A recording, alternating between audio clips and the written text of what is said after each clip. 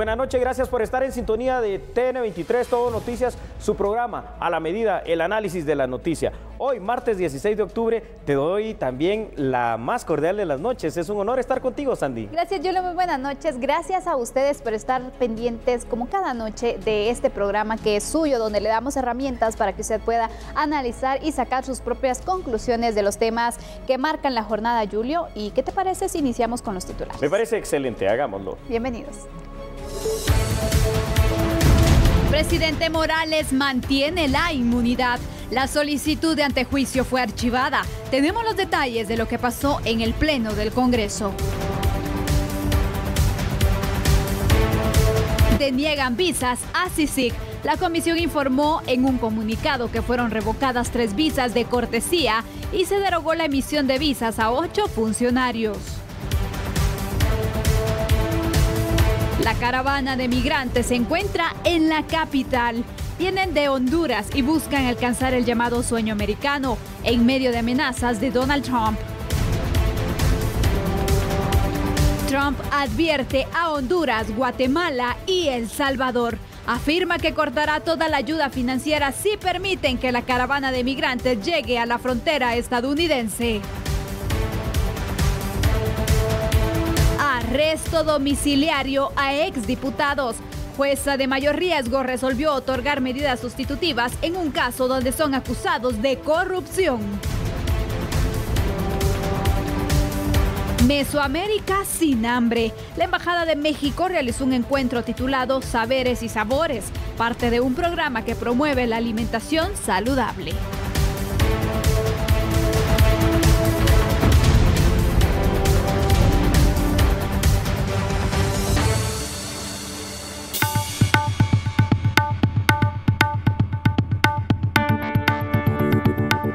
Iniciamos con el primer tema de análisis, el tema del antejuicio en contra del presidente de la República. Hoy el Pleno del Congreso de la República no encontró motivos para retirarle el derecho de antejuicio al mandatario guatemalteco.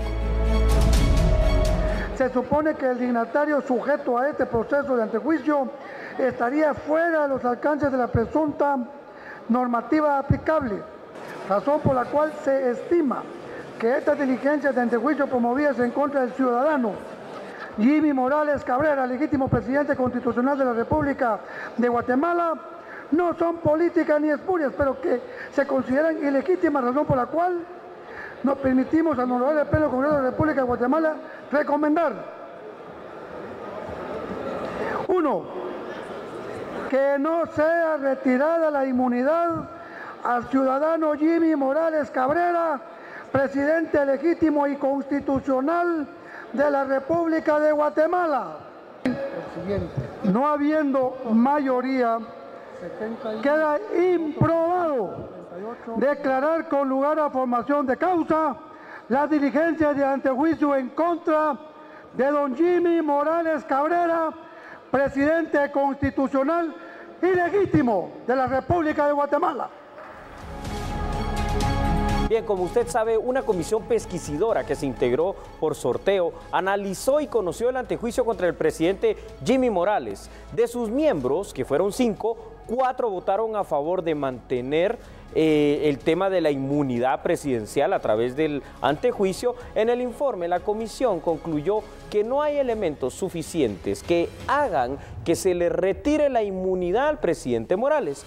Asimismo, esta comisión pesquisidora exhortó al Pleno del Congreso a reformar el delito de financiamiento electoral ilícito para hacer una diferenciación en cuanto a las responsabilidades, sobre todo de la figura de los secretarios generales de los partidos. Bueno, y esto viene ya porque, acuérdate, Sandy, que en el próximo mes de enero, en la tercera semana de conformidad a la ley, se va a aperturar el nuevo proceso electoral. Julio, para iniciar con ese análisis me gustaría primero que evaluáramos el actuar y cómo estuvo funcionando la comisión que evaluó precisamente la recomendación que se hizo al Pleno en cuanto al retiro del antejuicio al presidente. ¿Cómo viste tú? Claro que sí, Sandy.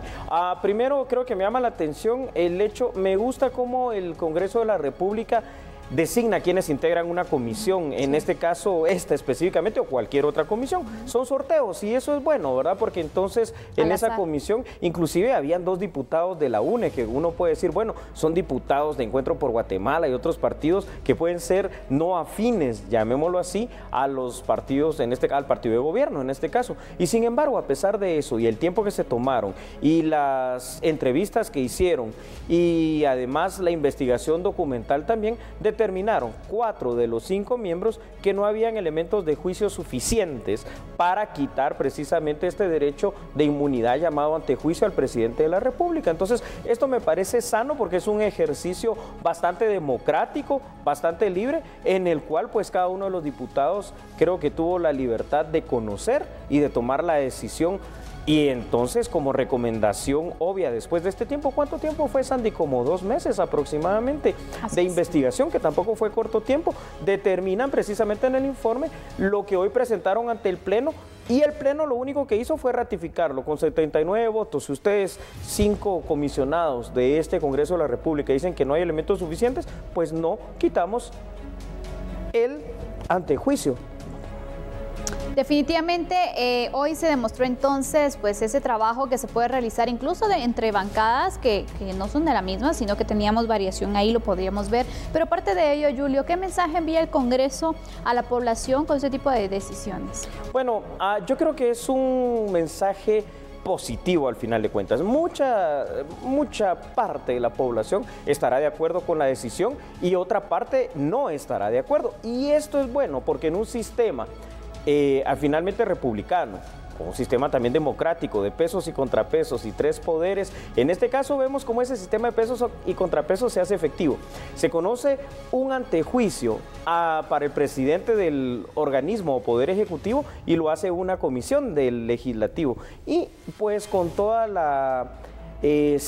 yo no diría la celeridad porque se tomaron su tiempo, pero sí con la transparencia del caso porque fue público todo este proceso, al final de cuentas terminan tomando una decisión y también es bueno en este caso que se haya conocido el voto razonado del diputado que presidía la misma comisión y dice, bueno, yo estoy en contra de los otros 4 miembros de la misma. Creo que esta es la expresión máxima de no solo de los pesos y contrapesos que hablé, sino que de la democracia misma. Así debe funcionar y ojalá así fuera para todo también, incluyendo nuestro sistema de justicia, entre otros, ¿verdad, Sandy? Por supuesto, también el respeto entre las instituciones, pero tenemos otros datos, Julius, para continuar también con ese análisis. Gracias, Sandy, me parece muy importante. Y sí, en estos otros datos que tú mencionas, por favor, vean esto en casita. Posteriormente, el Pleno de Diputados realiza 2 votaciones. La primera fue para que el presidente Morales, en todo caso, pues pudiera mantener la inmunidad que le da el derecho de antejuicio.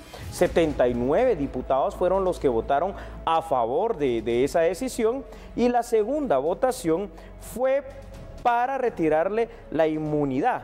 En este caso, solamente 39 diputados votaron a favor y ninguna votación alcanzó los 105 votos necesarios. Quiere decir que esto se mandó entonces a un archivo, llamémoslo así, en el cual se puede reabrir, evidentemente, si así lo decidiera el Pleno. El expediente, entonces, como lo dijimos, fue archivado y en algún momento, si algún otro diputado dice quiero que lo volvamos a conocer, puede reabrirse. Sin embargo, esto, fíjate, Sandy, me parece también importante porque muchas veces no hacemos referencia o no evaluamos esta situación. Son 2 votaciones. Una, si los diputados quieren o no mantener el derecho del antejuicio para el presidente, y la otra, si los diputados quieren o no quitarle el derecho. Y en las 2, pues obviamente salió ganador, ¿no? En este caso, a criterio de los diputados presentes el día de hoy, el presidente Morales. Pues totalmente democrático, ¿no? ¿Qué se puede decir más que eso? Por supuesto, y a eso voy, Julio. Al final se garantizó no la transparencia del proceso. Se garantizó la transparencia del proceso, no solo por el trabajo de la comisión, que fue bastante transparente, sino porque otra de las cosas muy importantes que es bueno señalar es que se tienen los nombres, porque con las votaciones que se hacen en el Congreso a través de la pizarra electrónica, uno puede saber no solo cuántos diputados votaron a favor, por ejemplo, de mantener el derecho de antejuicio al presidente Morales, sino quiénes fueron. Y esto definitivamente transparenta el proceso siempre. Definitivamente. Entonces, al final vemos que el Congreso pues ya está como que priorizando ciertos temas de la agenda nacional, si lo queremos ver. Por ejemplo, este tema que estaba pues ahí pendiente, la comisión al final hizo el trabajo, hizo la recomendación y también le dieron prioridad para resolver entonces esta situación y no darle larga.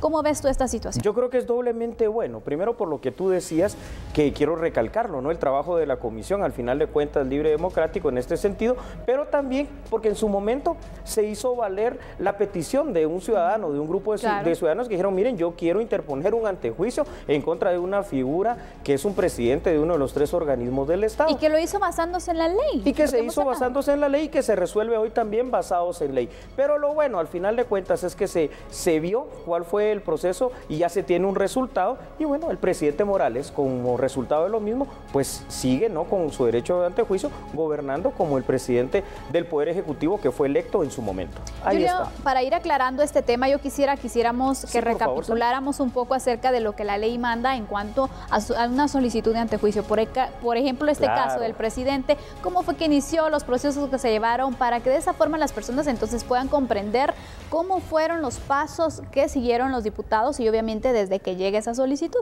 Esto es muy importante. Hemos dicho aquí en A la Medida que en este sistema republicano, donde hay 3 poderes estatales, ejecutivo, legislativo y judicial, existe un sistema de pesos y contrapesos. Ese sistema de pesos y contrapesos es, en el caso de unos funcionarios muy importantes, ¿no? No solo los ministros, el presidente, vicepresidente, los magistrados, todo tipo de magistrados, Corte Suprema de Justicia, Tribunal Supremo Electoral, Corte de Constitucionalidad y obviamente los diputados y alcaldes tienen derecho al antejuicio, que es el antejuicio el que no se les pueda investigar de una manera tan inmediata porque tienen una cobertura por el alto cargo que ellos ostentan. Si no, no podrían dedicarse a gobernar, a legislar o a lo que fueron electos. Entonces, se plantea por un grupo de ciudadanos precisamente una solicitud de antejuicio en contra del presidente de la República. ¿Qué pasa? Pues lo tiene que conocer en primera instancia, fíjate cómo es esto, la Corte Suprema de Justicia, que es otro poder, ¿verdad? Porque es el poder judicial. Los 13 magistrados en aquel momento dijeron, bueno, ¿saben qué? Que siga esto su curso, creemos que puede haber alguna razón en la solicitud de antejuicio y lo manda, sistema de pesos y contrapesos, al tercer poder, que es el poder legislativo. El poder legislativo, integrado por 158 diputados, por un balotaje, es decir, con números números en bolitas que representan a cada uno de los diputados, se hace un sorteo público, como lo vimos todos, donde salen integrados 5 miembros de una comisión que tiene un tiempo determinado para poder investigar, entrevistar y recopilar toda la documentación pertinente, y hoy, casi después de 2 meses, entregan su informe y después de entregado el informe ellos entregan una recomendación. Recomendamos, comisión, que no se le quite el antejuicio, pero eso no es suficiente. Aún con la recomendación tiene que pasar al Pleno del Congreso de la República y los diputados votan si esto lo refrendan o lo rechazan. Y en este caso fue refrendado. O sea que esto no es una decisión fácil. Pasó realmente ese sistema de los 2 poderes, judicial y poder legislativo. Eso me gusta, un sistema de pesos y contrapesos bien aplicado. Gracias, Julio, por la aclaración. La verdad es de que necesitamos conocer esos procesos para que al final entonces veamos si actuó apegado a la ley o no. Hoy lo hemos indicado. Julio ya nos hizo la explicación entonces de cómo se llevó a cabo para que ustedes puedan entender un poco acerca de estos procesos y de esta forma también usted forme su propia opinión.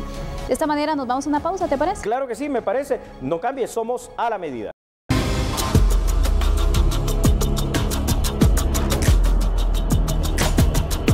Agradecemos por continuar con nosotros.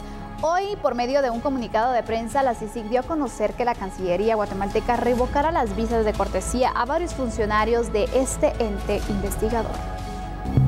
La Comisión Internacional contra la Impunidad en Guatemala, CICIG, recibió el día 15 de octubre 2 notas de parte del Ministerio de Relaciones Exteriores de Guatemala con fecha 11 de octubre, en las cuales se informa que se revocan las visas de cortesía otorgadas y actualmente vigentes a 3 funcionarios de la Comisión y se deroga la emisión de visas a 8 funcionarios y 2 de sus familiares. La Cancillería no ha informado cuál es el motivo que fundamenta su decisión. La Comisión lamenta esta decisión y estudiará las acciones a seguir con el objeto de preservar el cumplimiento del acuerdo de creación de la CICIG firmado entre el Estado de Guatemala y las Naciones Unidas. Y ante esta noticia, los diputados al Congreso de la República y el embajador de la Unión Europea se pronunciaron por la decisión de la Cancillería de no renovar las visas de cortesía a los investigadores de CICIG. estamos complacidos con el presidente y el Ministerio de Relaciones por no haberle renovado las visas a estos del personal, que tengan un mensaje que estos son los personas que estaban allegadas a Iván Velázquez, que cometió delitos en Guatemala. Sobre todo que nosotros los diputados fuimos víctimas cuando él vino a hacer tráfico de influencias en reformas constitucionales y en hacer persecución selectiva, es decir, solo persiguiendo a algunos diputados que no eran de su complacencia política por su ideología y dejando en la impunidad a otros. Mire, el Ministerio Público no necesita tecomates para nadar. Lo hace muy bien. La actual fiscal está a cargo de la institución constitucional que tiene en sus manos la persecución penal y no necesitamos de más ayuda extranjera. Entonces, esta digamos, denegación de la prórroga de visas es consecuencia de la afirmación de nuestra soberanía. Bueno, es algo que estamos evaluando, había varias visas que estaban pendientes, ahora, bueno, algunas se han negado y bueno, veremos un poco, no, es algo que estamos evaluando todavía. Desde luego lo que nosotros desearíamos y que hemos hablado y que el Ministerio de Asuntos Exteriores, la ministra nos ha asegurado, el gobierno nos ha asegurado que CICIG va a poder trabajar en su plena fuerza hasta el 3 de septiembre de 2019, cuando termina su mandato. Yo creo que, como se ha señalado en múltiples oportunidades, sería sumamente dañino para Guatemala que se politice la justicia y se judicialice la política. Creo que es importante que Guatemala rompa ya con el entorno de estar volviendo un delito el ser político y de estar enjuiciando a los opositores que no comparten la posición, por ejemplo, o del gobierno o viceversa. Así es que yo creo que lo que debemos de buscar es el fortalecimiento del sistema de justicia como tal y que efectivamente los casos estén plenamente sustentados y no sean revanchas o botines políticos. En un comunicado de prensa, la CICIG afirmó que recibió 2 notas de parte del Ministerio de Relaciones Exteriores de Guatemala. En el comunicado aseguran que en las notas se les informó de la revocación de visas de cortesía otorgadas a 3 funcionarios de la comisión y se derogó la emisión de visas a 8 funcionarios y 2 de sus familiares. Sobre esta base de lo que hemos escuchado y le hemos presentado en pantalla, Sandy, vamos a empezar a hacer el análisis. ¿Por qué? Primero, para que a usted no se deje influenciar por cosas que ve en las redes sociales o cosas que oye por ahí con otras personas, para que no lo vayan a malinformar. A ver, muchas personas piensan entonces que con esta decisión que hizo del conocimiento público hoy la Comisión Internacional contra la Impunidad, pues esta termina desbaratándose y se queda sin personal. No, entendamos, estas son visas de cortesía, así se les llama, es decir, el personal de CICIG que está aquí permanece todavía en Guatemala, no es que está siendo expulsado ni está siendo sacado, van a permanecer, es más, pueden todavía, a pesar de esta no renovación de las visas, pueden continuar con sus labores normales. Partamos de esa base, que es lo que no se dice. Y yo lo que quiero, Julio, es de que nos expliques un poco acerca de qué significa una visa de cortesía, para comprender entonces cuál es la gravedad del asunto o qué va a pasar entonces con estas personas. Claro que sí, muchas personas trayendo agua para su molino y queriendo hacer un aspaviento de todo eso, bueno, dicen, no, ya se desbarató la CICIG, ya ni siquiera llega al 3 de septiembre del 2019. Falso, le explico por qué.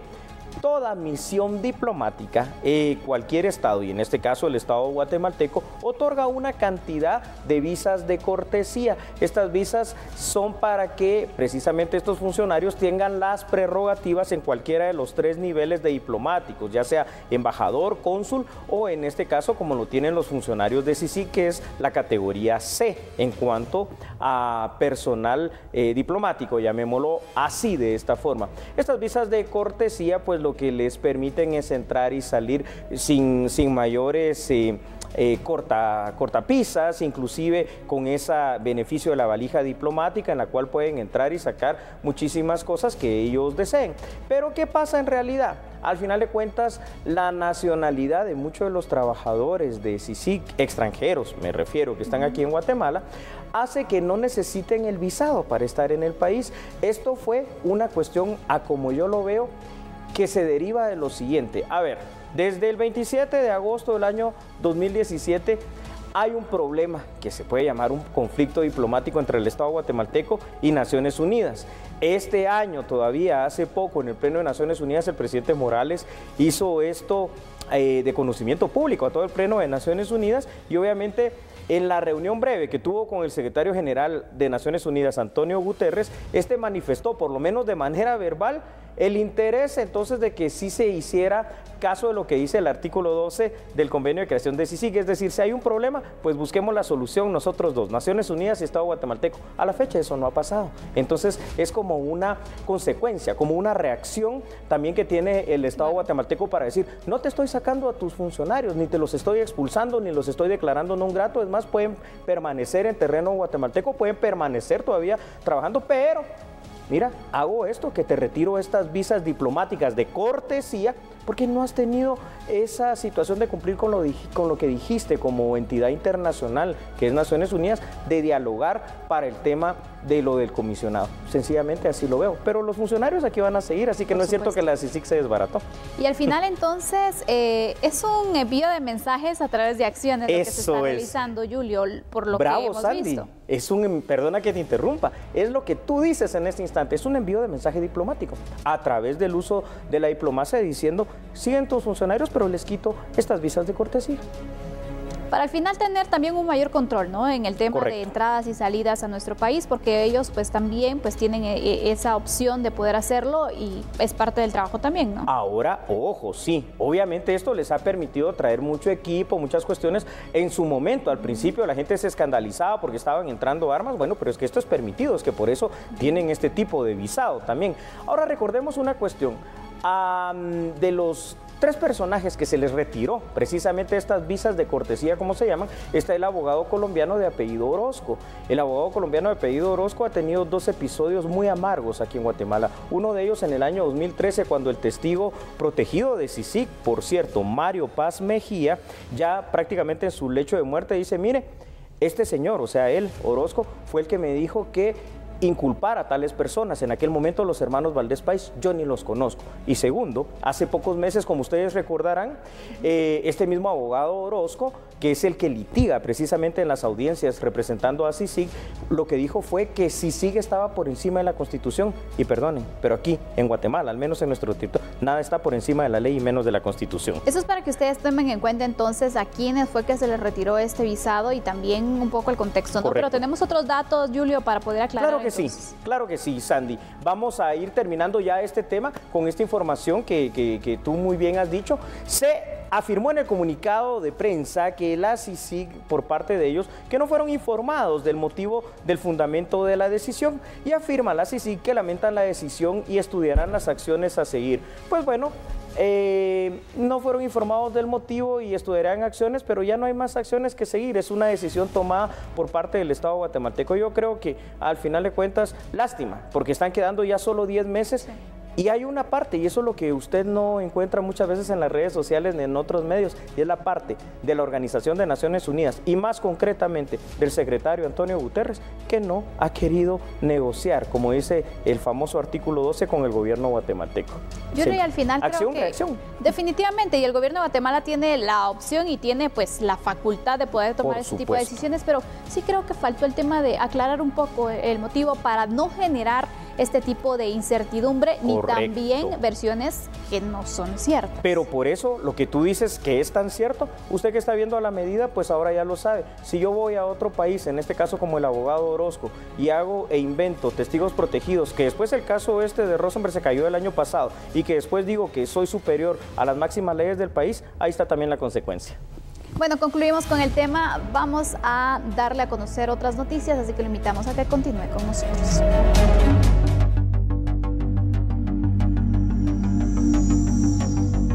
Ahora nos vamos a trasladar con la información a la Torre de Tribunales, donde la jueza de mayor riesgo, Claudette Domínguez, resolvió otorgar medidas sustitutivas a exdiputados al Congreso de la República. Los abogados defensores en sus argumentos alegaron que se ha extendido la prisión preventiva. Los excongresistas son acusados por el Ministerio Público por hechos de corrupción en el organismo legislativo. Los abogados defensores en sus presentaciones dijeron que exámenes practicados por personal del Instituto Nacional de Ciencias Forenses han establecido que sus patrocinados padecen de diversas enfermedades. Necesitan se les practiquen exámenes médicos para determinar qué tratamiento deben recibir. En la diligencia se manifestó que el sistema penitenciario no cuenta con el equipo, el personal y los insumos para concluir qué padecimientos sufren los exparlamentarios. De esta cuenta, la juzgadora resolvió otorgar medida sustitutiva, es decir, cambiar la prisión preventiva por arrestos domiciliarios para Edgar Regalado, Cristian Bucinot, Aristides Crespo, Selvin García y Luis Fernando Mijangos. Para abandonar las cárceles deben cancelar fianzas de 400,000 quetzales cada uno. Además, tienen la prohibición de acercarse al Congreso de la República, salir del país sin permiso de juez y de comunicarse con otras personas involucradas en el proceso. La jueza aceptó cambiar la prisión preventiva indicando que todas las personas tienen derecho a la salud. Los abogados defensores con documentación le demostraron que la salud de sus patrocinados se ha visto afectada o ha mermado. Por esa razón, consideró prudente otorgar arrestos domiciliarios. Sandy, el gobierno estadounidense se pronunció hoy fuertemente con el tema de los migrantes hondureños. Toda esta información y el análisis lo va a encontrar cuando regresemos de esta pausa.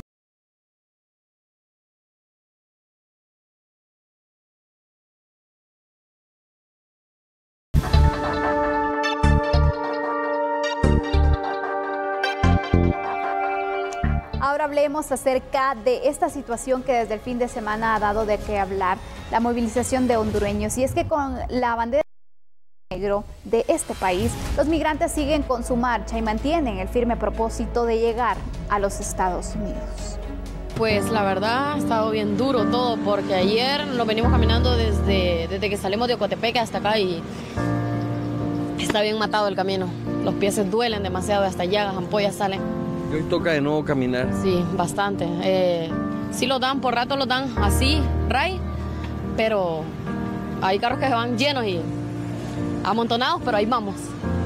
Hombres, mujeres, niños y adultos mayores, incluso personas con algún impedimento físico conforman la caminata del migrante. Sin dar marcha atrás, su único objetivo es llegar al país del norte, sin importarles violar los protocolos de seguridad migratoria. La travesía ha acaparado la atención de las autoridades nacionales e internacionales, incluyendo el gobierno de Donald Trump, quien ahora amenazó con cortar de inmediato los fondos de ayuda que su país proporciona a Honduras si la caravana de migrantes hondureños que salió el sábado no se detiene antes de llegar a territorio estadounidense. Los migrantes ya han dormido por 3 noches en la calle. Muchos de los hondureños viajan con los bolsillos vacíos y van solo con la mentalidad de tener un mejor futuro en tierras estadounidenses. Los impedimentos físicos no son obstáculo para muchos de los migrantes, quienes avanzan sin mirar atrás. En Honduras mucha pobreza, no lo apoya el gobierno a uno, mira, esta gente está sin trabajo. ¿Pretende llegar hasta los Estados Unidos? Sí, es la idea. Esa es la idea. Muy amable, muchas gracias, esperemos que todo salga bien en este viaje. Ya lo dijo él, su nombre es Sergio y a pesar de sus condiciones busca este denominado sueño para salir de la crisis que vive en su país. Mientras tanto, un grupo de guatemaltecos de buen corazón les brindó comida a estas personas que viajan solo con la esperanza de un mejor futuro. Pues aquí colaboran todo Esquipulas para poderlos ayudarlos a ellos, ¿verdad? Porque tenemos que ser humanitarios y entonces aquí estamos a la orden. A eso de las 7 horas del martes, familias completas, incluyendo mujeres con pequeños en brazos y embarazadas, emprendieron su viaje con la idea firme de llegar a la ciudad de Guatemala y luego dirigirse hasta México. La cifra de caminantes no es definitiva, no solo porque ha ido creciendo durante lo que va de recorrido, sino porque ingresaron a Guatemala sin someterse a los controles migratorios. El presidente estadounidense Donald Trump escribió en su cuenta de Twitter: Estados Unidos informó con firmeza al presidente de Honduras que si la gran caravana de personas que se dirigen hacia Estados Unidos no es frenada y regresada de vuelta a Honduras, no habrá más dinero ni ayuda para Honduras con efecto inmediato. Bueno, es una advertencia por demás, yo no te diría contundente, Sandy, sino que fuerte, fortísima. Claro, por supuesto, y al final entonces mandan directamente el mensaje a quien corresponde, porque ayer lo hablábamos, correcto. Julio. Aquí quien debería de propiciar las mejores condiciones de vida para los hondureños sería pues el mandatario y todo el equipo de trabajo, ¿no? Mira, es totalmente cierto lo que dices, porque obviamente los hondureños están saliendo de esta manera porque no encontraron esas condiciones de vida en su país. Sin embargo, tú ayer me preguntabas algo y aquí lo veíamos, pero no teníamos la respuesta concreta. Hay un personaje, ¿no?, que se dice que fue un diputado allá en Honduras, que fue quien alentó a estas personas. Es más, mucho del equipo de Todo Noticias, que hoy estuvo a lo largo del día entrevistando a muchos de los hondureños que ya están en territorio guatemalteco, dicen que ni siquiera son 3,000, que es un grupo realmente grande, que todavía falta mucho más y que calculan que son alrededor de 10,000 personas. Entonces, qué irresponsabilidad, Sandy, por Dios, no solo del gobierno hondureño, llamémoslo así, sino que de estas personas que están alentando a sus propios compatriotas que se vengan de esa manera, arriesgándolo todo. ¿Cuál sería el discurso detrás de todo esto, Julio? Porque nosotros vemos entonces que las personas en Honduras, es claro que están pasando por momentos difíciles, como en varios países de Centroamérica. La región también enfrenta entonces temas de pobreza, temas de inseguridad.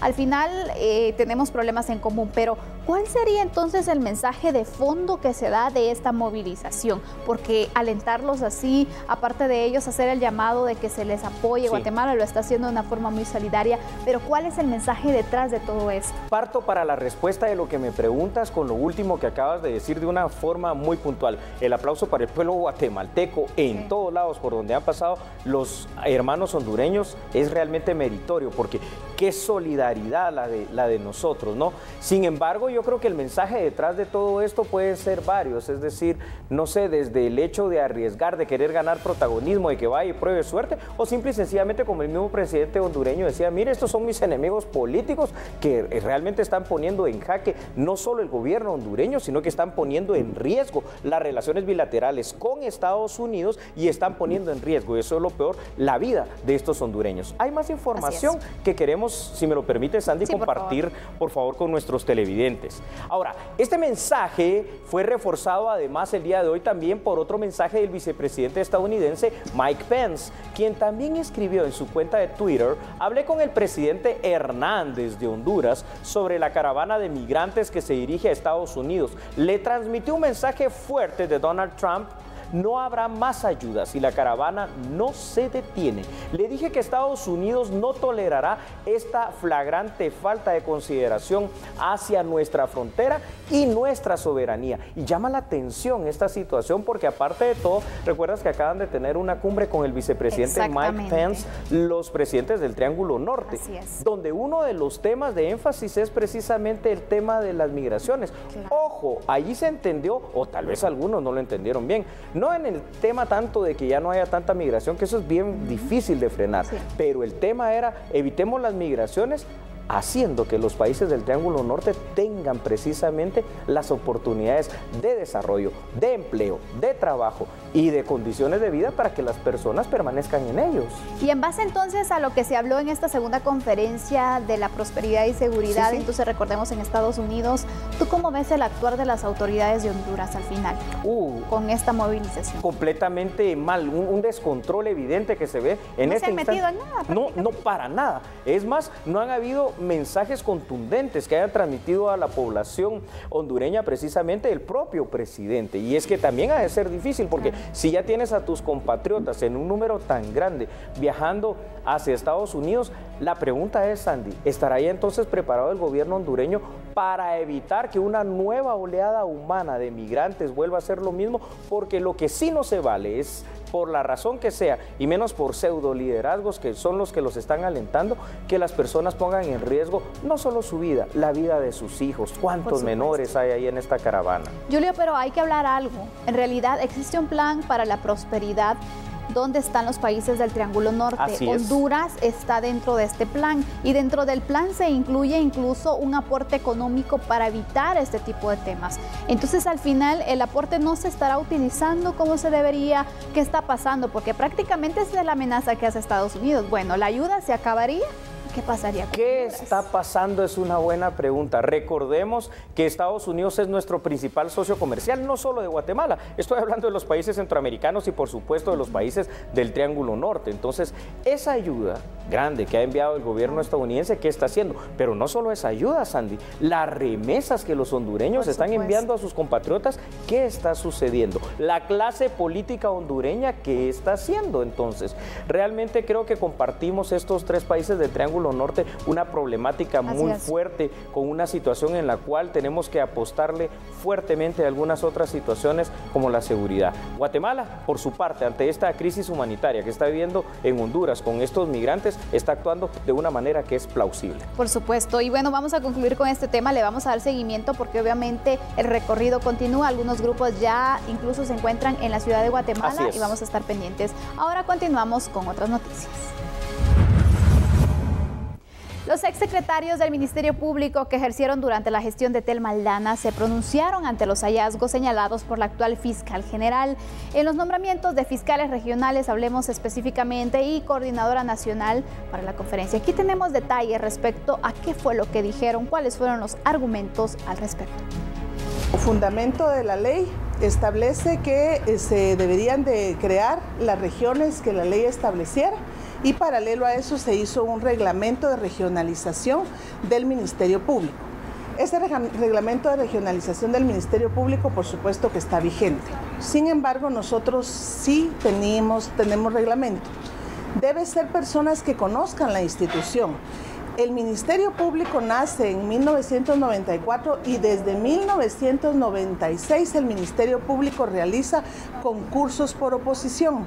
Está regulado en un reglamento que ha tenido 4 reformas. Ese es el reglamento vigente que, por supuesto, posteriormente a la aprobación de las reformas a la ley orgánica del Ministerio Público, lo que sucede ahí es que se hace una actualización del reglamento y en el año 2018, a inicios del mismo, se emitió el nuevo reglamento, en donde se derogan los reglamentos de la carrera fiscal. El examen escrito se hizo a través de la plataforma educativa, no se hizo con persona a persona porque la unidad de capacitación tenía en ese momento muchísimos procesos y era materialmente imposible hacer exámenes escritos persona a persona.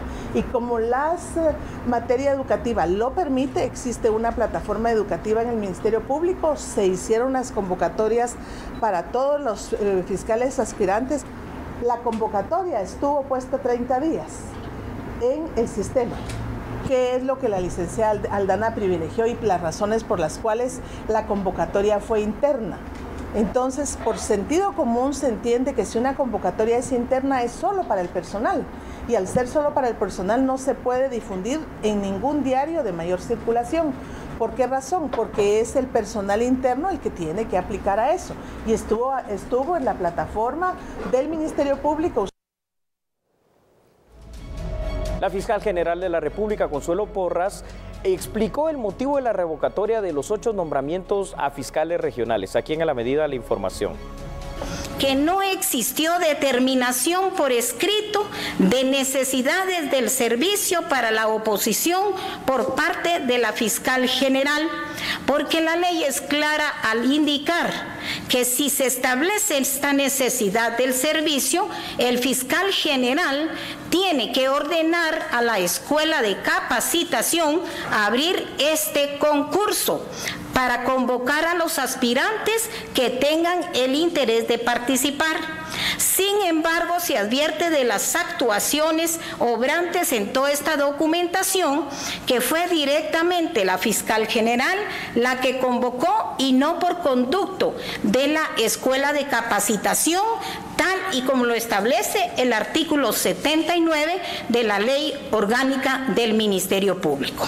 La ley taxativamente nos indica la creación de este reglamento para tener el sustento y el soporte para llevar a cabo todo el proceso de convocatoria y selección de ascensos y nombramientos. En el momento en que no se tuvo este reglamento, no se tenía la posibilidad de abrir esta convocatoria por no tener el instrumento legal que posibilitara la regulación para llevar a cabo este concurso de oposición, sino que se habían basado en la Ley Orgánica del Ministerio Público.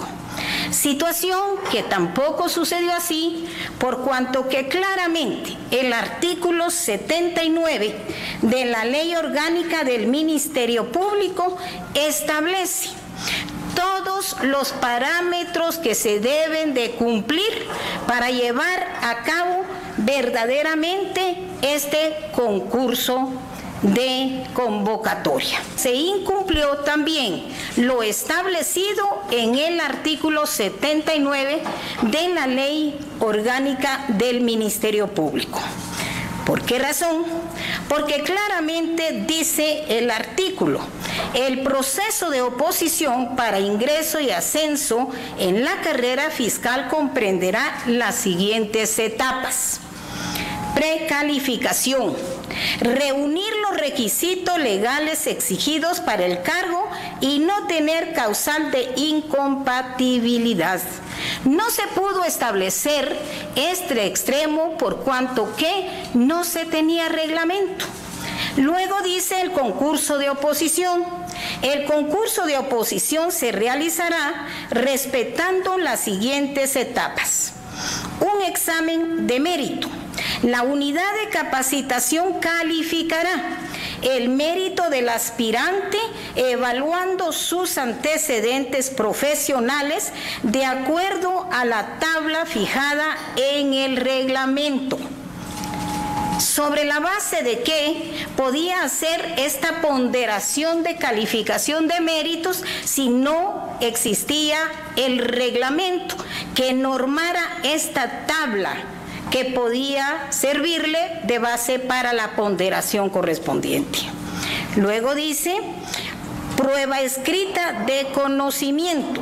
Se realizará una prueba escrita de conocimiento que será elaborada y calificada por la unidad de capacitación. La prueba deberá realizarse de tal manera que la persona que la califique ignore la identidad del examen. Situación que también se observó la conformación de las ternas que se hicieron entre pares. Entre las personas que estaban como aspirantes se calificaron entre ellas mismas. Y de esta forma hacemos una pausa. Regresamos. Y bueno, para concluir, en el auditorio Luis Cardosa y Aragón de la Embajada de México se realizó un encuentro Saberes y Sabores, donde se promovió la alimentación saludable.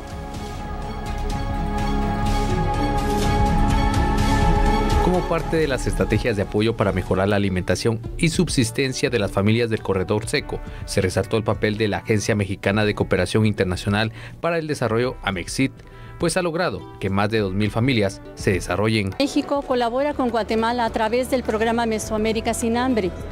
Estamos trabajando en la mancomunidad Copán-Chortí, en los departamentos de Jocotán, Camotán, Olopa y San Juan de Ermita.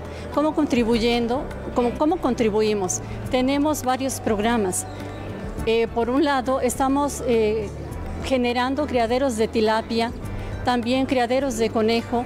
Se están construyendo reservorios de agua. Por otro lado, apoyamos a las mujeres artesanas de la mancomunidad Chortí, que están trabajando especialmente con el material de maguey. Hemos traído especialistas de México para que les ayuden a mejorar sus artesanías. La estrategia del programa Mesoamérica Sin Hambre busca que las familias sean autosostenibles con la venta de sus productos. Ha sido muy exitoso. Por un lado, la producción permite que se atienda el consumo familiar y el excedente estamos logrando colocarlo en mercados. Por ejemplo, yo le comentaba hace un momento que tenemos un proyecto que creemos que es un círculo virtuoso, porque por un lado apoyamos la Ley de Alimentación Escolar en el Congreso que se aprobó el año pasado, pero además incorporamos ya la tilapia a la alimentación escolar. El programa Mesoamérica Sin Hambre concluirá en 2019, sin embargo, se busca ampliar su duración para seguir brindando oportunidades a decenas de familias. Gracias por su sintonía. Buenas noches. Gracias. Buenas noches. Buenas noches. Lo esperamos mañana. Que descanse.